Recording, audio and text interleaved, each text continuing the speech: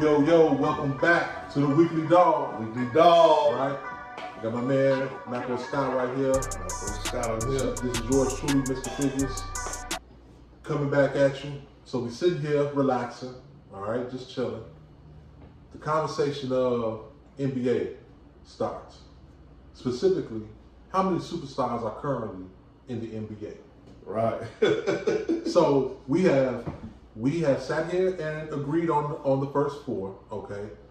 Now the question that we want you all to pay attention to is who would be number 5.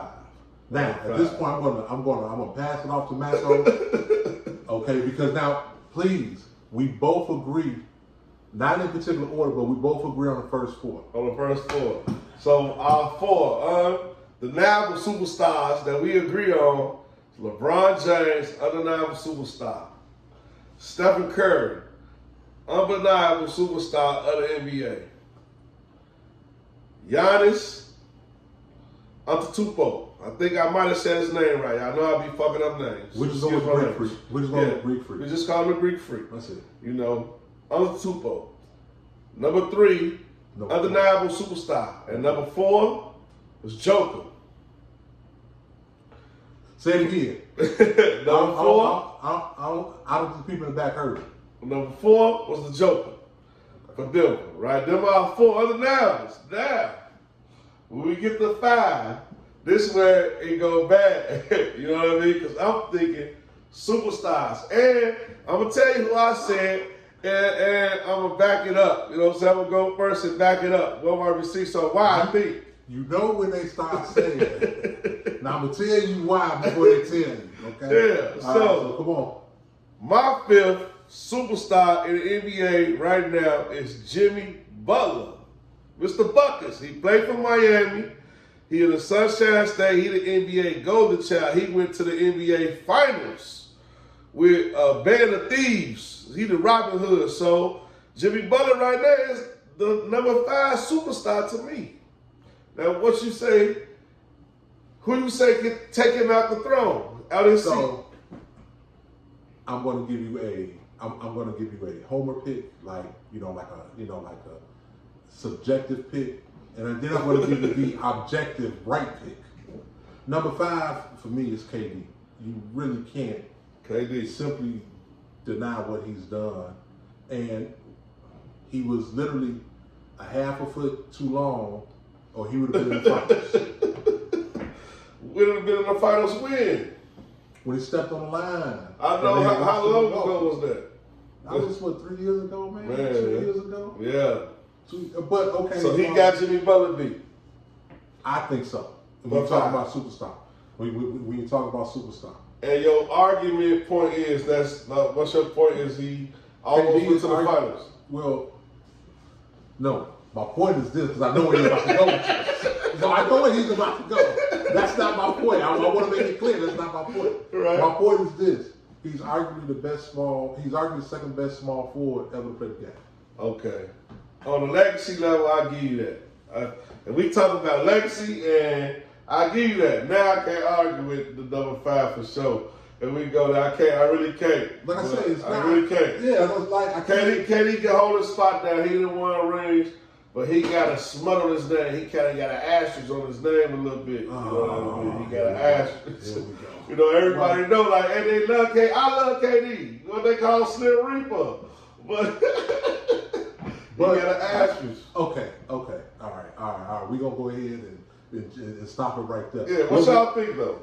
Not only what do y'all think, but the real reason why we really came on, and we're just going to kick it for a second. We're going to kick the question out, and we really want y'all opinion on this. Right. All right. We're talking Chicago Bulls. Let's go, baby. So we can agree on. Right. Well, obviously we're going to agree. Okay. The question is this. Are AK and Mark Eversley on the clock? For the Bulls. For the Bulls. Right now. Basketball management for the Bulls. Are they on the clock?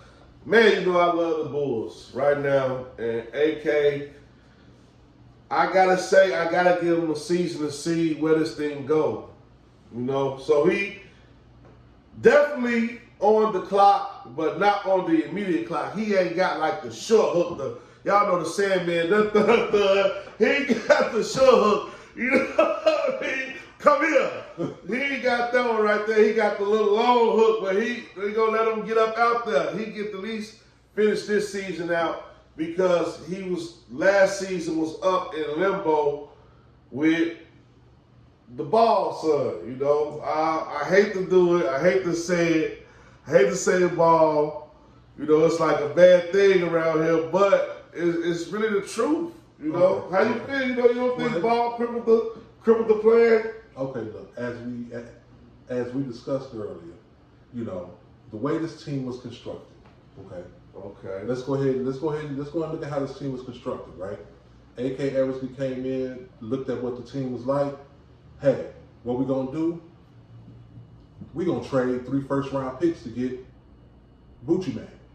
Right. Okay. Booch. Okay. From Big Orlando. Booch, you know. We gave right. 3 first-round picks. We have 3 first-round picks and Wendell Carter Jr. Which, if you a Wendell Carter Jr. fan, so be it. But with that being said, went out, got Lonzo Ball, got DeRozan. Right. Okay. DeRozan. So they Ball, came out. Lonzo Ball. It was kind of a big 3, but you know, like you mentioned earlier, it was more like a mile 4 when you put Ball in there. Right. But unfortunately, just like a big boy truck, when one of the tires blow, man, yeah, you know, the car got it. It's not riding right. You keep trying to put a spare on there. You keep trying to put, we're gonna put this really good used one on there and see if it ride right. Just don't do it. You gotta get 4 new tires. But what though? You really just gotta get all new tires. That'd be the thing right there. So if that's the case, are AK and Mark Eversley on the clock? When you say it like that, KJ, I gotta say, yeah, they definitely on the clock. They definitely on the clock. But the way the team was constructed, I want to give them another year because I look at the NBA champs and I see the one thing that they have in common with the Bulls is they've been together a while. That's the team that was constructed right from the bubble era, you know, and they went through some bumps and bruises. They guys got hurt. They rode it out.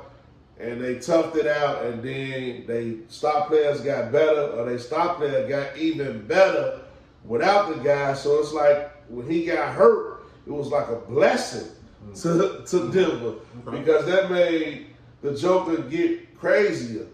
And they toughed it out and they won. The Bulls don't have a player that got the skill that the Joker had. So they're gonna play mediocre basketball. I hate to say it. I love the Bulls, man. I want the Bulls to win. I love Debo. I love Zach. I love Ayo. I love Kobe White. But, man, I don't know. I think they're going to play mediocre basketball. We're going to make the playoffs. And the ceiling for this team is the second round series with 2 or 3 wins. That's what I think the ceiling is going to be for the Bulls next season. I can't even disagree with you on that. I like want to, but I'm gonna keep it a buck. I really think this is really a play-in team, right? I don't think they're top 6. Again. I don't. I mean, we're sitting right here. Name 6 better teams better than the Bulls in the East right now, and it should be very easy for you. Yeah, well, I can name 2 teams in the division that's better than the Bulls. So if we want to go the whole East, I'll just start with the division, say the Milwaukee Bucks and the Cleveland Cavaliers. I'm better than the Bulls right now in the division. And then if we go outside of there, you want to go south or all the way north, it don't matter. You're going to say that New York is better than them. You're going to say, of course, Boston is better than them. And you're going to say Miami is better than them. So you're right. You can also give an argument for Atlanta, but we beat Atlanta, so you're going to be like, nah, not Atlanta. And then you might say Toronto, but, you know, we kind of beat Toronto too, so it was like, no, not Toronto. You know what I mean? So, yeah, so 18 is better than Bulls at ease, with ease. Okay, yeah, but you said all those teams. You didn't even mention Philly. Yeah, I didn't mention Philadelphia. So, and we all know Philly. Yeah. We all know Philly is better than the Bulls. Phillies. Better than the Bulls. We all know Phillies better than the Bulls. Yeah, so You know, but that's crazy. But that, you know, like I said, we sitting here and playing at best. You got to look at them. Like I said, when I watch them, we know what to expect from this team. Right. Okay. Like you said, their ceiling is that second round, maybe a win, maybe two, but they ain't going to the Eastern Conference Finals, right? That's currently constructed.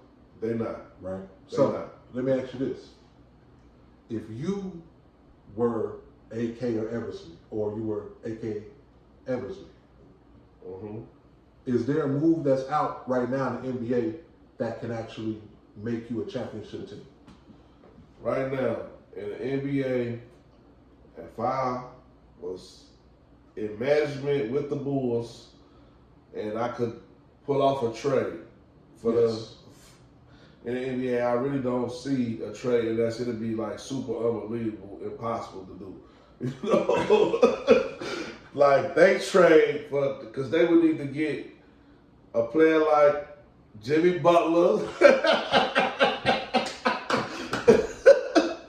They have to get a player like Jimmy Butler, which they had, and let go. You know what I'm saying? Or they could even use a player like Larry Marketing.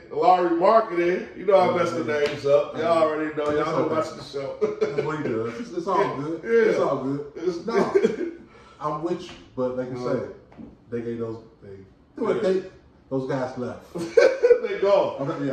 So new guys. I'm not gonna say we gave them away.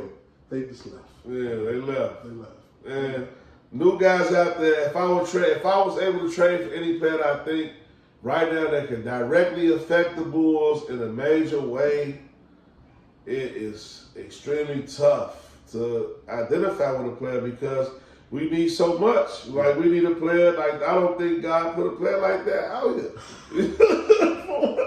for what the Bulls need. And if he is, you know what I mean, his last name is James and his first name is LeBron, and he's not coming to Chicago. So, and they would probably have to. If I was the Bulls, if I was managing KJ, this is what I would do. He already played us once, though. He already played us once. We already got played once.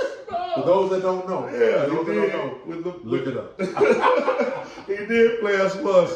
But I let him play us again. I would offer this man half of the team. Like, man, you can play and coach here. At 40 years old. At 40 years old, and we would draft both of your sons.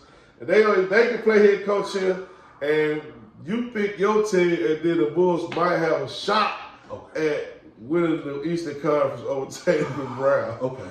And that's a lot. I knew. I told y'all it was a lot. Yeah. You kind of went a little bit too far. It was a lot. I know. But hey, check in with us. You know, check us out. We always gonna be here. Back on stock. Yeah. Mr. Figures. Mr. Figures. Holla at you next